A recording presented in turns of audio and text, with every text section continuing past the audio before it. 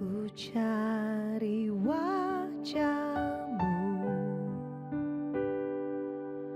temukan kasih-Mu.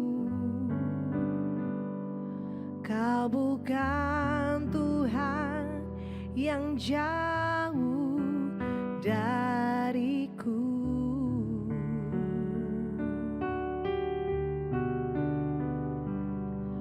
Ku panggil namamu, ku dengar jawabmu. Kau Tuhan yang selalu dengar seruan hatiku.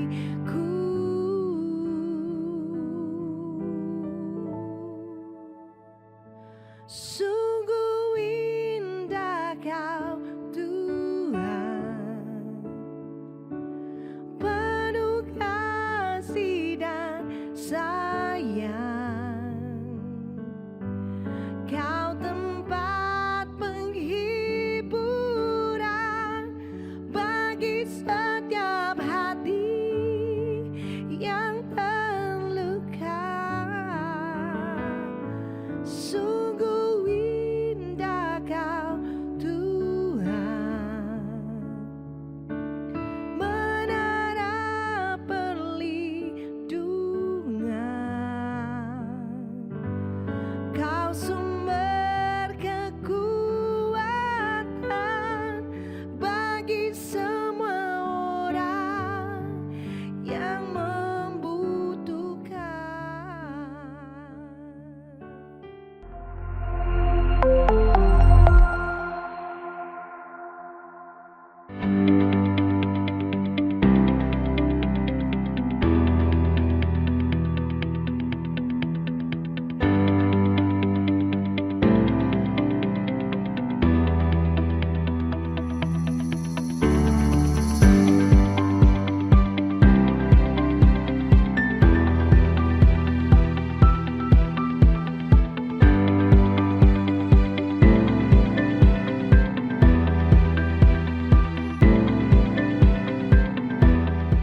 Mari kita satu hati dalam doa. Bapa yang baik, terima kasih buat hari ini, pagi ini, di mana Engkau sudah memberkati kami sepanjang minggu ini.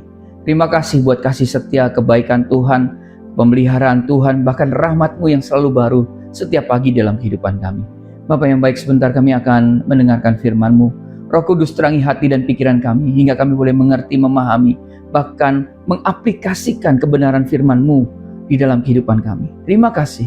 Kami mau katakan kami siap untuk mendengarkan firman-Mu. Dalam nama Yesus kami berdoa dan mengucap syukur. Amin. Shalom Bapak Ibu Saudaraku, rekan-rekan terkasih, jemaat Home Sisi dimanapun berada. Hari ini kita akan belajar kebenaran firman Tuhan, ya, dengan tema besar mengembangkan buah Roh Kudus dalam hidup kita. Dalam 2 bulan terakhir ini kita sudah belajar dengan beberapa subtema, ya, yang sudah saya khotbahkan. Nah, hari ini kita akan belajar kebenaran firman Tuhan untuk subtema ke-8, ya, yaitu kelemah lembutan mendatangkan kuasa. Di bagian pertama ini kita akan belajar tentang fungsi buah roh kelemah lembutan. Galatia 5 ayat 22-23, tetapi buah roh ialah kelemah lembutan. Nah, Bapak Ibu Saudaraku, rekan-rekan terkasih, jemaat Home Sisi dimanapun berada, banyak orang beriman maupun tidak beriman yang telah keliru, ya, memahami definisi Alkitab dari kata kelemah lembutan. Semua orang tahu bahwa Yesus lemah lembut, dan mereka biasanya menghubungkan kelemah lembutannya Yesus dengan kemampuannya Yesus untuk menderita aniaya tanpa melawan atau membalas sedikit pun. Apakah ini salah? Yuk kita belajar. Sebenarnya kelemah lembutan itu memiliki 3 definisi yang jauh lebih luas, Bapak Ibu Saudaraku, daripada hanya tidak membalas. Orang yang lemah lembut itu bersikap yang pertama penuh penguasaan diri dan tidak cepat menyerang atau membalas. Itu yang pertama. Yang kemudian lemah lembut itu bersikap mempunyai roh dan cara berpikir yang rendah hati. Ya. Dan yang ketiga, orang yang lemah lembut itu bersikap mau diajar. Nah, ketiga atribut inilah yang kemudian membentuk buah roh kelemah lembutan di dalam pribadi seorang beriman. Jadi kalau ditanya lemah lembut itu definisinya apa? Ya, yang pertama penuh penguasaan diri dan tidak cepat menyerang atau membalas. Yang kedua, mempunyai roh dan cara berpikir yang rendah hati. Yang ketiga, mau diajar. Nah, hari ini kita akan belajar 3 fungsi dari buah roh kelemah lembutan yang perlu kita pelajari, kita explore, dan kita sungguh-sungguh mengerti. Ya, yang pertama fungsinya adalah, fungsi dari buah roh kelemah lembutan adalah memampukan orang-orang beriman untuk mengembangkan roh penguasaan diri sehingga tidak mudah menyerang ataupun membalas. Ya, yang pertama adalah fungsi ini adalah memampukan orang-orang beriman untuk mengembangkan roh penguasaan diri sehingga tidak mudah menyerang ataupun membalas. Fungsi pertama ini, yuk kita lihat di dalam 1 Petrus 2 ayat 19-20. 1 Petrus 2 ayat 19-20. Ayat 19, sebab adalah kasih karunia jika seorang karena sadar akan kehendak Allah menanggung penderitaan yang tidak harus ia tanggung. Ayat 20, sebab dapatkah disebut pujian jika kamu menderita pukulan karena kamu berbuat dosa? Tetapi jika kamu berbuat baik dan karena itu kamu harus menderita, maka itu adalah kasih karunia pada Allah. Wow. Bapak Ibu Saudaraku, banyak orang beriman masa kini yang menganggap bahwa mereka bersikap lemah lembut jika mereka tidak tersinggung, jika ditegur oleh karena kesalahan-kesalahan yang telah mereka perbuat. Tapi sebenarnya kita nggak bisa menyamakan penderitaan seseorang yang telah membuat kesalahan atau melakukan kejahatan sebagai suatu kesempatan untuk menunjukkan kelemah lembutan. Saya harap Bapak Ibu mengerti ya konsep ini.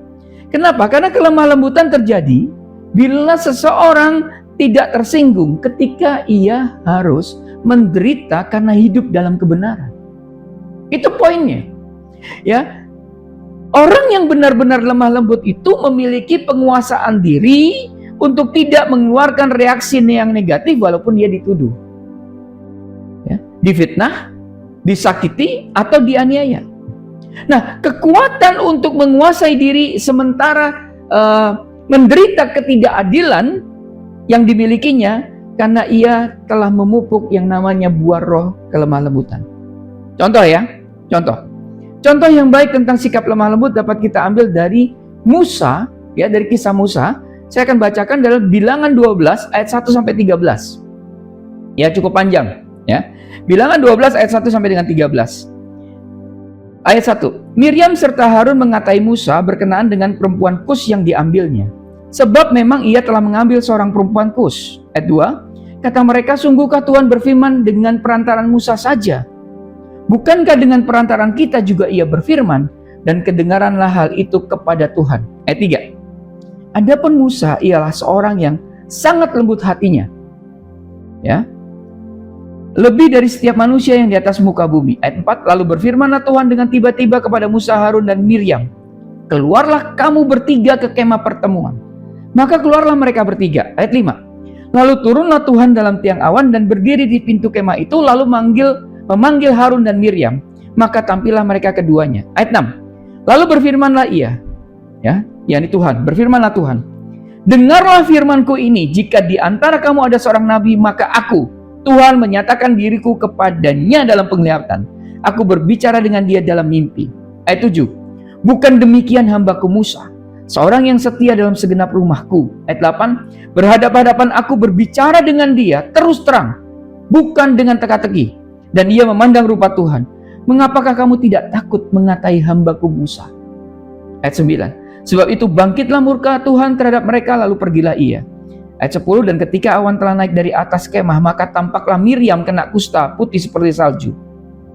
Ketika Harun berpaling kepada Miriam, ya, maka dilihatnya bahwa dia kena kusta. Ayat 11. Lalu kata Harun kepada Musa, ah Tuanku, janganlah kiranya timpakan kepada kami dosa ini yang kami perbuat dalam kebodohan kami. Ayat 12. Janganlah kiranya dibiarkan dia sebagai anak gugur yang pada waktu keluar dari kandungan ibunya sudah setengah busuk dagingnya.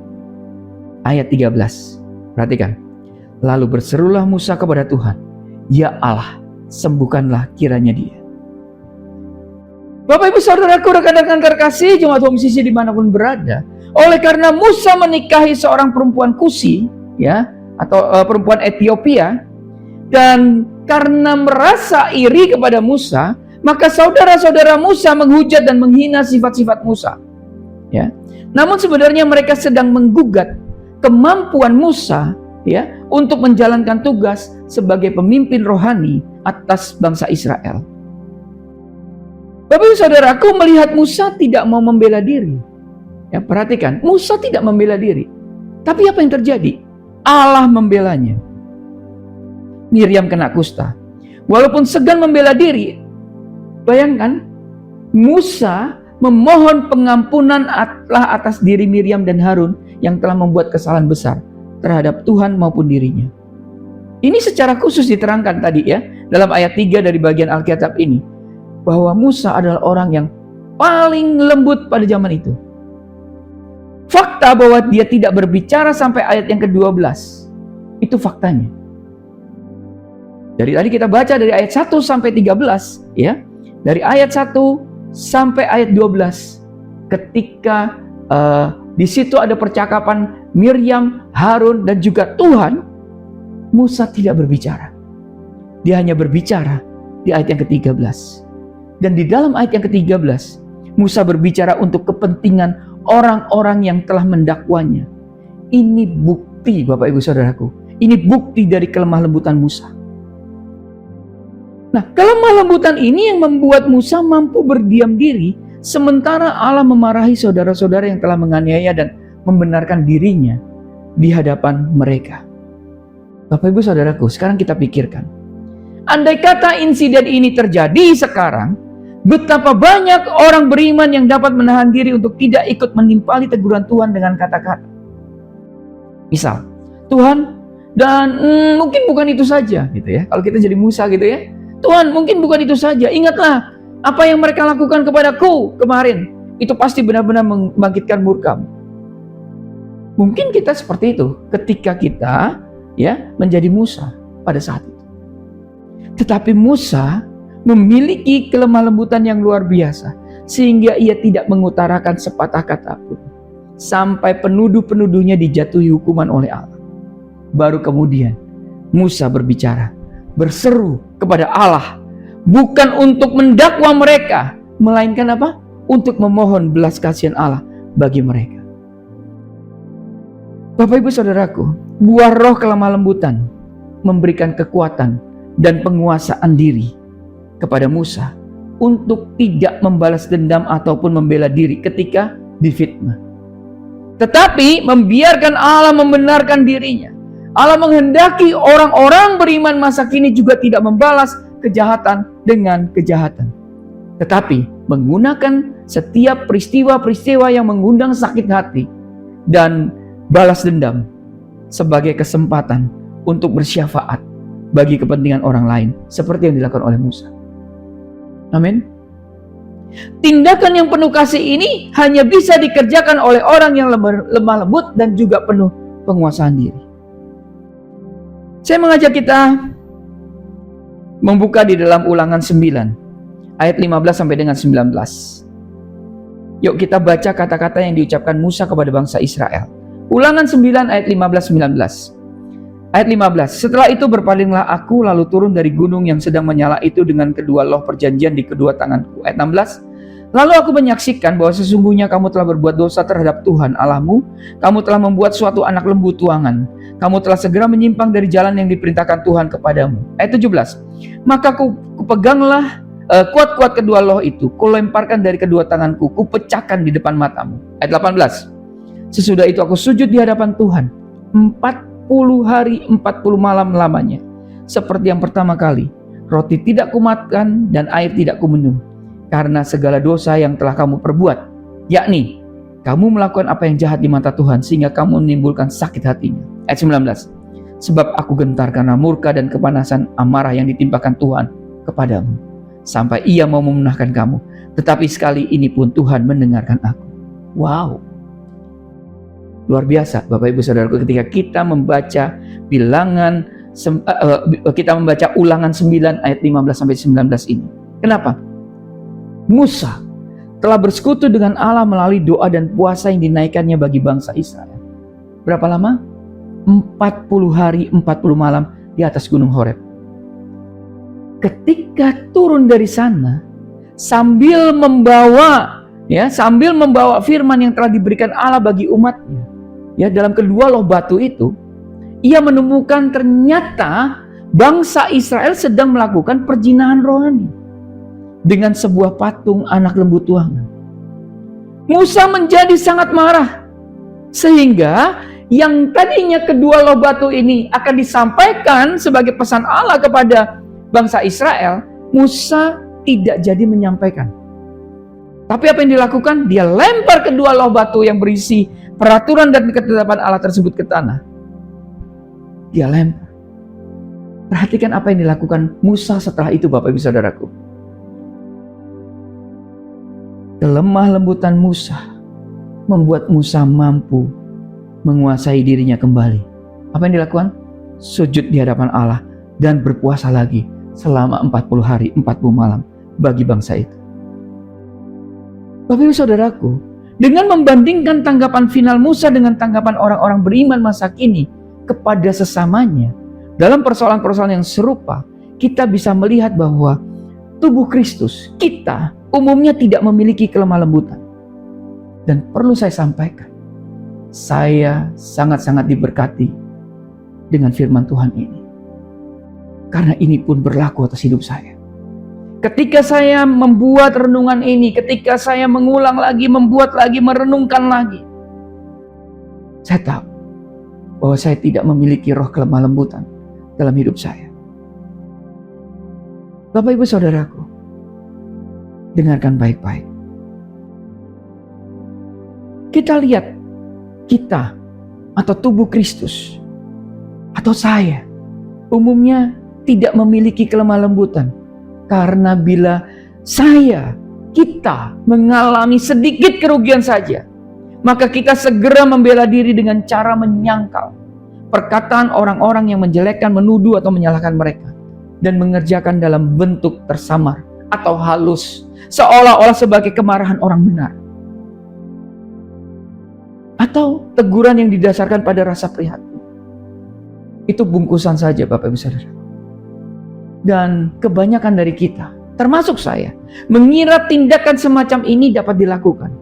Dan saya mau kasih tahu, sebenarnya Allah ingin mengembangkan dalam hati kita anak-anaknya roh yang sedemikian lemah lembut, supaya bila menghadapi kritik yang tidak benar, kesusahan fisik atau mental, aniaya, ataupun sikap orang lain yang tidak tahu berterima kasih. Wah, saya ketemu banyak sekali orang-orang yang tidak tahu berterima kasih, Bapak Ibu Saudara.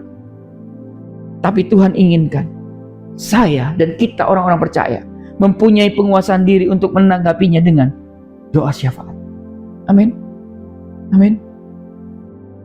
Penguasaan diri untuk bersikap seperti itu hanya dapat diperoleh dengan cara mengembangkan buah roh kelemah lembutan. Mari kita buka di dalam 2 Timotius 2 ayat 24 sampai dengan 26. 2 Timotius 2 ayat 24 sampai dengan 26. Ayat 24. Sedangkan seorang hamba Tuhan tidak boleh bertengkar, tetapi harus ramah terhadap semua orang. Ia harus cakap mengajar, sabar. Ayat 25. Dengan lemah lembut dapat menuntun orang yang suka melawan, sebab mungkin Tuhan memberikan kesempatan kepada mereka untuk bertobat dan memimpin mereka sehingga mereka mengenal kebenaran. Ayat 26. Dan dengan demikian mereka menjadi sadar kembali karena terlepas dari jerat iblis yang telah mengikat mereka pada kehendaknya. Bapak Ibu Saudaraku, kalau kita baca tadi, menurut ayat 25, hanya melalui buah roh kelemah lembutan, orang-orang beriman, khususnya yang bekerja sebagai guru, akan memiliki kekuatan dan penguasaan diri untuk tetap mengajarkan kebenaran firman kepada orang-orang yang suka menentang berita yang mereka sampaikan. Motif dari kesediaan orang-orang beriman dari waktu ke waktu kembali mengajarkan berita Injil kepada orang-orang yang terus-menerus menentangnya, bisa kita baca dalam ayat 25 sampai 26 tadi. Ya, sebab mungkin Tuhan memberikan kesempatan kepada mereka untuk bertobat Dan demikian mereka menjadi sadar kembali karena terlepas dari jerat iblis. Bapak Ibu Saudaraku, seorang guru yang menyimpan dan mengajarkan berita Injil di dalam roh kelemah lembutan pasti sangat mementingkan kesejahteraan rohani umat Allah. Tuhan menghendaki setiap orang beriman yang menyampaikan firman Tuhan melakukannya di dalam roh kelemah lembutan. Apakah dia bertugas sebagai seorang guru atau pengkhotbah yang membawakan suatu pengajaran atau khotbah yang sudah dipersiapkan, ya, secara saksama, atau seorang awam yang bersaksi secara pribadi kepada tetangganya? Kelemah lembutan wajib kita miliki, karena setiap orang beriman yang giat mengabarkan firman Allah dan hidup seperti Yesus pada akhirnya akan menghadapi perlawanan dan penganiayaan. Ya, coba kita buka dalam 2 Timotius 3 ayat 12. 2 Timotius 3 ayat 12. Firman Tuhan katakan begini. Memang setiap orang yang mau hidup beribadah dalam Kristus Yesus akan menderita aniaya. Nah, Bapak Ibu Saudaraku, walaupun demikian, kalau firman Allah disampaikan dalam kelemah lembutan, penentang-penentangnya tidak akan mampu menahan pekerjaan Roh Kudus yang menyertainya. Amin.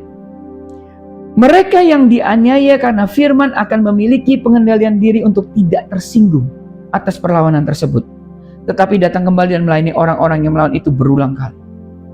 Selain itu, kelemah lembutan akan membuat hamba Tuhan itu menopang pemberitaan firman Allah dengan doa syafaat. Sehingga apa? Sehingga dia makin berakar dalam hati para pendengarnya, dan demikian semakin efektif dalam mencapai tujuannya.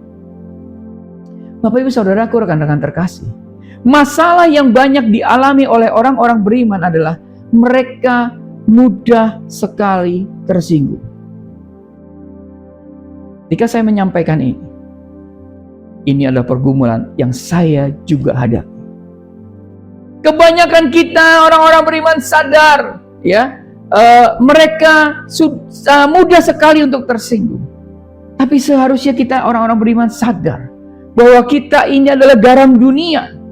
Ya, Matius 5 ayat 13. Dan kita juga adalah terang dunia. Matius 5 ayat 14. Tanpa kesaksian kita, bagaimanakah dunia bisa menggarami dan menerangi? Ya, bagaimanakah dunia dapat digarami dan terang dapat bersinar sehingga orang-orang di dunia bisa mempunyai pengharapan untuk melihat? Bapak Ibu Saudaraku, oleh sebab itu kita orang-orang beriman wajib mengalahkan kecenderungan untuk merasa tersinggung terhadap cara perlawanan para penentang firman Allah. Caranya bagaimana? Mari kita kembangkan buah roh kelemah lembutan. Amin. Itu fungsi buah roh yang pertama, yaitu tadi, ya, memampukan orang-orang beriman untuk mengembangkan roh penguasaan diri sehingga tidak mudah menyerang ataupun membalas. Fungsi buah roh yang kedua, ya, membuat orang-orang beriman mampu hidup dalam roh dan pikiran yang rendah hati. Bapak Ibu Saudaraku, fungsi kedua dari buah roh kelemah lembutan adalah membuat orang-orang beriman, ya, mampu hidup dalam roh dan pikiran yang rendah hati. Sarjana Alkitab terkemuka W.E. Fine, ya, W.E. Fine, mengartikan kelemah lembutan sebagai kebalikan dari sikap suka menonjolkan dan mementingkan diri sendiri. Ya, kelemah lembutan itu artinya sama sekali tidak memusatkan perhatian kepada diri sendiri. Nah, yuk kita buka di dalam Filipi 2 ayat 3 sampai dengan 4. Filipi 2 ayat 3 sampai dengan 4. Firman Tuhan katakan begini. Ayat 3. Dengan tidak mencari kepentingan sendiri atau puji-pujian yang sia-sia, sebaliknya hendaklah dengan rendah hati yang seorang menganggap yang lain lebih utama daripada dirinya sendiri. Ayat 4, dan janganlah tiap-tiap orang hanya memperhatikan kepentingannya sendiri, tetapi kepentingan orang lain juga. Bapak Ibu Saudaraku, orang beriman yang mengembangkan buah roh kelemah lembutan di dalam dirinya akan mendapatkan bahwa ia memiliki sikap baru, yakni kesejahteraan orang lain menjadi lebih penting daripada kesejahteraan dirinya. Pada saat hal itu terjadi, orang Kristen ini akan mendapatkan bahwa satu rintangan besar yang sebelumnya membuat ia tidak bisa maju dalam kehidupan rohaninya telah hancur. Sebagai contoh begini, jika ada seseorang menghadapi suatu pencobaan, umpamanya menderita suatu penyakit, ia tidak hanya akan mendoakan dirinya, melainkan juga mendoakan orang lain yang sedang menghadapi pencobaan yang sama. Nah, hanya kelemah lembutan yang bisa membuat seorang beriman memiliki pikiran yang rendah hati untuk mendahulukan kesejahteraan dan kebahagiaan orang lain daripada kesejahteraan dan kebahagiaan dirinya sendiri. Kita akan belajar lagi. Coba ya, kita buka di dalam Keluaran 32 ayat 30 sampai 32. Kita masih tentang Musa, ya. Keluaran 32 ayat 30 sampai dengan 32. Firman Tuhan katakan begini, ayat 30. Keesokan harinya berkatalah Musa kepada bangsa itu, kamu ini telah berbuat dosa besar, tetapi sekarang aku akan naik menghadap Tuhan, mungkin aku akan dapat mengadakan perdamaian karena dosamu itu. Ayat 31. Lalu kembalilah Musa menghadap Tuhan dan berkata, bangsa ini telah berbuat dosa besar sebab mereka telah membuat alat emas bagi mereka. Ayat 32. Tetapi sekarang, ya, ini Musa. Tetapi sekarang Musa berdoa, Musa katakan pada Tuhan, kiranya Engkau mengampuni dosa mereka itu, dan jika tidak, hapuskanlah kiranya namaku dari dalam kitab yang telah Kau tulis. Wow, keren? Bisa? Bagi Musa, keselamatan umat Allah sangat berharga. Sehingga apa? Kalau kita baca tadi di dalam Keluaran 32 ayat 32 ini, bahwa Musa rela mengorbankan keselamatannya bagi mereka. Inilah wujud tertinggi dari kelemah lembutan, Bapak Ibu Saudara, yaitu pengorbanan diri sendiri. Memang begini, keselamatan itu urusan pribadi setiap orang, tetapi ada bahaya dalam sikap seperti ini. Seperti, aku tidak peduli apa yang orang lain lakukan, yang penting aku selamat. Atau andai kata tidak ada satu orang pun yang mau tetap setia kepada Tuhan, aku akan terus mengikuti dia. Boleh? Boleh. Benar? Benar. Boleh, benar. Namun, kelemah lembutan akan menumbuhkan sikap tidak mementingkan diri sendiri dalam diri orang-orang beriman, sehingga mereka mampu mengutamakan keselamatan kekal orang lain di atas kesejahteraan dirinya. Amin. Nah, Bapak Ibu Saudaraku, rekan-rekan terkasih, jemaat Home CC dimanapun berada, bila kita perhatikan banyak orang beriman yang harus benar-benar berjuang untuk mengorbankan hidupnya bagi sesama saudara seiman melalui doa dan puasa. Tubuh Kristus wajib memupuk dan mengembangkan buah roh kelemah lembutan agar tidak menjadi salah satu dari sekian banyak orang beriman yang tanpa sadar telah membiarkan buah ini layu di pohon oleh sikap mereka yang pasif di tengah masyarakat masa kini yang selalu mementingkan diri sendiri. Nah, kalau kita lihat dalam dalam kitab Bilangan pasal 20, Musa itu tidak diperkenankan masuk ke tanah perjanjian. Ya, nanti kalau buka ya Bilangan 20, Musa tidak diperkenankan masuk ke tanah perjanjian ketika ia terpancing oleh pemberontakan bangsa Israel. Nah, kondisi saat itu, karena tidak menemukan air untuk diminum, bangsa Israel mengeluh kepada Musa. Allah memerintahkan Musa untuk berbicara. Perhatikan.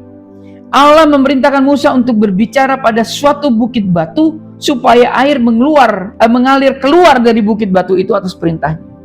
Tapi karena sudah muak, ya, Musa ternyata bisa muak juga. Musa muak, ya, mendengar keluh kesah bangsa itu. Musa kehilangan kesabaran, Bapak Ibu Saudara. Dia tidak berbicara pada bukit batu itu. Tapi yang dilakukan apa? Dia memukulnya 2 kali dengan tongkatnya. Orang selalu bertanya, kenapa Musa nggak masuk? Kenapa? Apa salahnya dia pukul itu dengan tongkatnya? Karena perintah Tuhan, dia disuruh berbicara kepada bukit batu, bukan disuruh mukul. Ingat ya, ketaatan. Tindakan ini, ketidaktaatan ini membangkitkan murka Tuhan. Tetapi Tuhan berfirman kepada Musa dan Harun, itulah sebabnya kamu tidak akan membawa jemaah ini masuk ke negeri yang akan kuberikan kepada mereka. Bilangan 20 ayat 12. Oleh karena itu, Musa kehilangan hak untuk mendampingi bangsa Israel masuk ke negeri perjanjian. Kemudian dalam Bilangan 21, ketika bangsa Israel bersungut-sungut dengan kata-kata yang pahit lagi, Tuhan mengirimkan ular tedung ke antara mereka. Sejumlah besar di antara mereka mati dipagut ular. Sehingga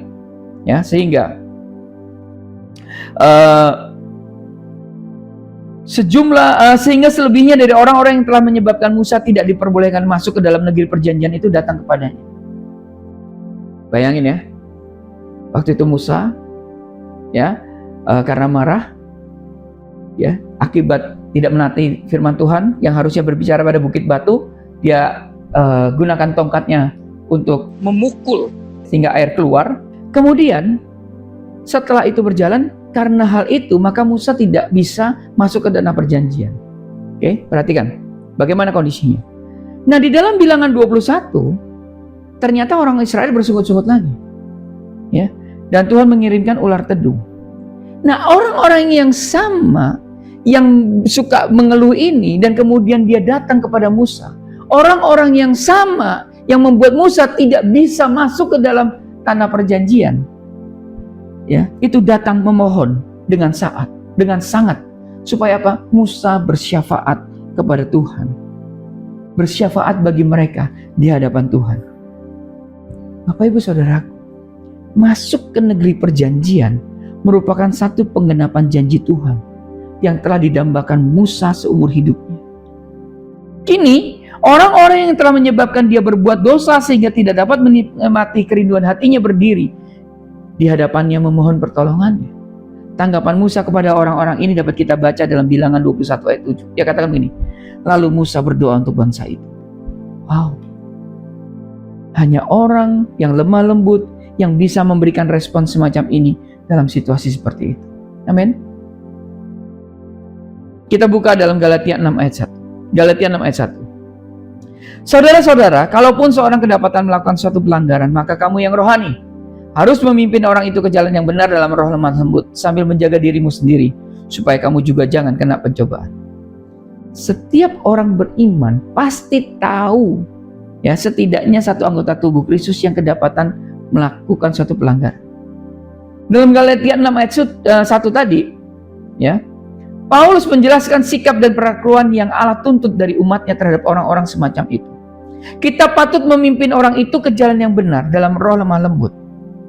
Menurut sarjana Alkitab Fine tadi, bahasa Yunani yang diterjemahkan memimpin dalam ayat ini mengandung arti memperbaiki, menyediakan atau memberikan sepenuhnya. Selanjutnya, Fine menjelaskan, kata kerja yang digunakan dalam kalimat ini menunjukkan bahwa tindakan ini dilakukan sekarang dan berlangsung terus-menerus sehingga membutuhkan kesabaran dan ketekunan. Bapak Ibu Saudaraku, ya. Pemulihan atau perbaikan rohani dengan cara memimpin seorang ke jalan yang benar biasanya tidak bisa dicapai hanya dengan 1 atau 2 kali penggembalaan. Ya. Akan tetapi, kebanyakan orang beriman hanya mau melanjutkan pelayanannya ketika seseorang mereka lihat bahwa pelayanan pertama dan kedua itu membuahkan hasil.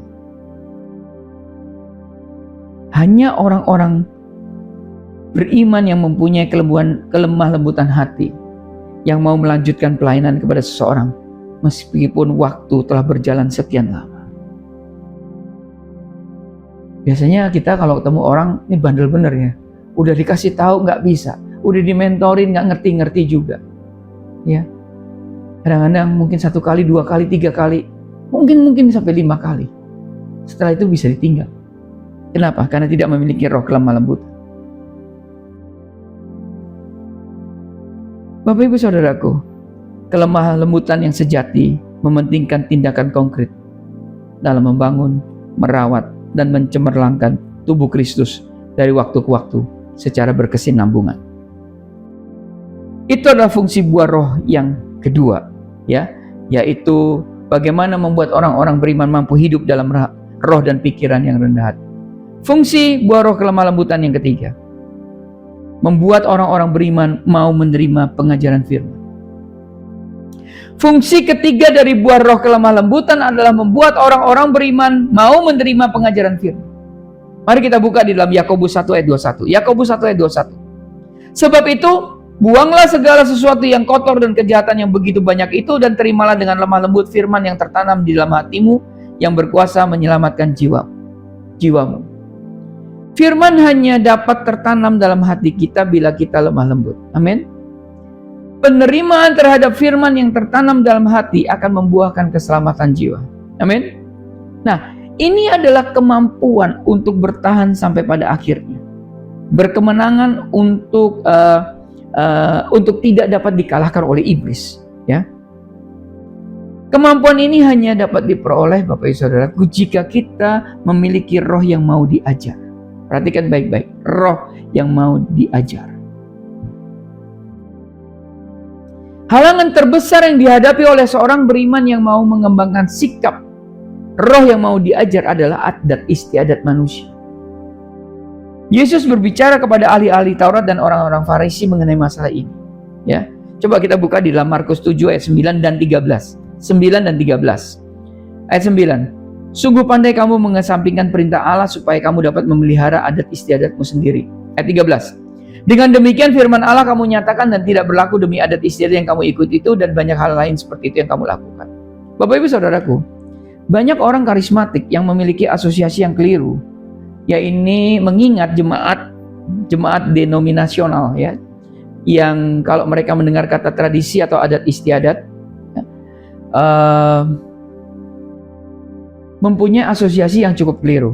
Begini, definisi kamus tentang tradisi atau adat istiadat adalah pernyataan, kepercayaan, legenda, adat istiadat dan sebagainya yang diturunkan dari generasi ke generasi, khususnya secara lisan.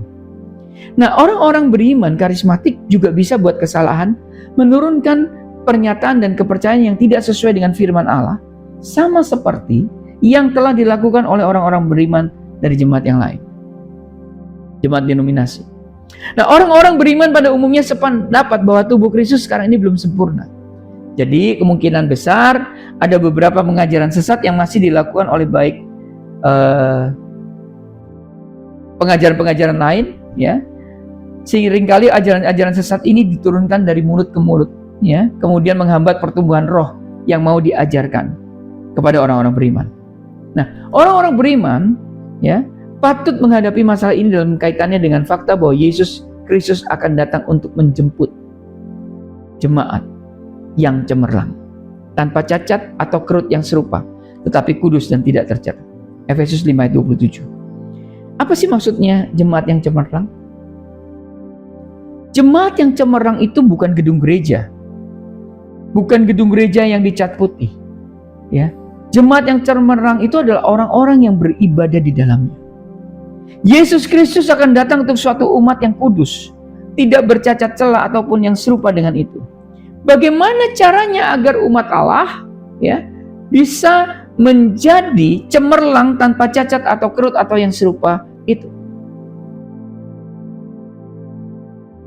Bapak Ibu Saudaraku, pengajaran, khotbah, teguran, peringatan maupun nasihat dari firman Tuhan akan mengarahkan jemaat Yesus Kristus, ya, pada doktrin yang benar yang akan memandikan, membasuh dan membaharui pikiran kita. Ini seperti yang tertulis dalam 2 Timotius 3 ayat 16 sampai 17. 2 Timotius 3 ayat 16 sampai dengan 17. Ayat 16. Segala tulisan yang diilhamkan Allah memang bermanfaat untuk mengajar, untuk menyatakan kesalahan, untuk memperbaiki kelakuan, dan untuk mendidik orang dalam kebenaran. Ayat 17, dengan demikian tiap-tiap manusia, kepunyaan Allah diperlengkapi untuk setiap perbuatan baik. Nah, Bapak Ibu Saudaraku, di dalam fungsi buah roh yang ketiga adalah membuat orang-orang beriman mau menerima pengajaran firman. Kalau mereka mau menerima pengajaran firman, itu harus memiliki roh yang mau diajar. Dan caranya adalah masuk terus di dalam pengajaran, di dalam khotbah, teguran, peringatan dari firman Allah. Baca, renungkan firman Allah. Bapak Ibu Saudaraku, rekan-rekan terkasih jemaat Tuhan Sisi dimanapun berada, jika kita sudah belajar tentang fungsi buah roh kelemah lembutan, perhatikan dan simpan baik-baik. Yang pertama, 3 fungsi roh kelemah lembutan adalah, ya, yang pertama memampukan orang-orang beriman untuk mengembangkan roh penguasaan diri sehingga tidak mudah menyerang ataupun membalas. Yang kedua fungsinya adalah membuat orang-orang beriman mampu hidup dalam roh dan pikiran yang rendah hati. Dan yang ketiga, fungsi dari buah roh kelemah lembutan membuat orang-orang beriman mau menerima pengajaran firman. Jika kita memahami fungsi buah roh kelemah lembutan ini, maka kita akan terus berusaha mengolah dan mengembangkan buah roh kelemah lembutan ini dalam hidup kita. Amin. Tuhan Yesus memberkati. Bapa yang baik, terima kasih buat firman-Mu yang menguatkan dan mendukungkan kami. Terima kasih Tuhan, kalau kami sudah belajar bagaimana kami mau diperlengkapi dan memiliki buah roh kelemah lembutan. Engkau yang menyadarkan kepada kami ada 3 fungsi roh kelemah lembutan itu. Yang pertama, mampukan kami untuk mengembangkan roh penguasaan diri sehingga tidak mudah menyerang ataupun membalas. Ketika kami memiliki roh kelemah lembutan, itu akan membuat kami mampu hidup di dalam roh dan pikiran yang rendah hati. Dan ketika kami memiliki roh kelemah lembutan, kami juga mampu menerima pengajaran firman. Ada roh yang mau diajar dalam hidup kami. Terima kasih Tuhan Yesus buat pengertian yang sempurna, yang lengkap Tuhan, yang pasti Tuhan kami akan mengimplementasikannya dalam kehidupan kami. Terima kasih, dalam nama Yesus kami berdoa dan mengucap syukur. Amin. Karena itu saudara-saudaraku jemaat Kristus yang dikasihi Tuhan, angkatlah kedua tanganmu dan terimalah berkat. Mari aminkan setiap perkataan berkat yang kita percaya bahwa kita menerimanya. Tuhan memberkati engkau dan melindungi engkau. Tuhan menyinari engkau dengan wajahnya dan memberi engkau kasih karunia. Tuhan menghadapkan wajahnya kepadamu dan memberi engkau damai sejahtera. Kiranya kasih dan penyertaan Bapa di surga dan damai sejahtera dari Tuhan Yesus Kristus serta penghiburan dari Roh Kudus terus menyertai kita sampai Maranatha Tuhan Yesus datang kembali. Kita yang percaya dan menerima berkat Tuhan, mari kita sama-sama katakan amin. Selamat hari Minggu, selamat berkumpul bersama dengan keluarga. Terus cintai Tuhan, berhenti menghakimi dan selalu jadi berkat. Tuhan Yesus memberkati.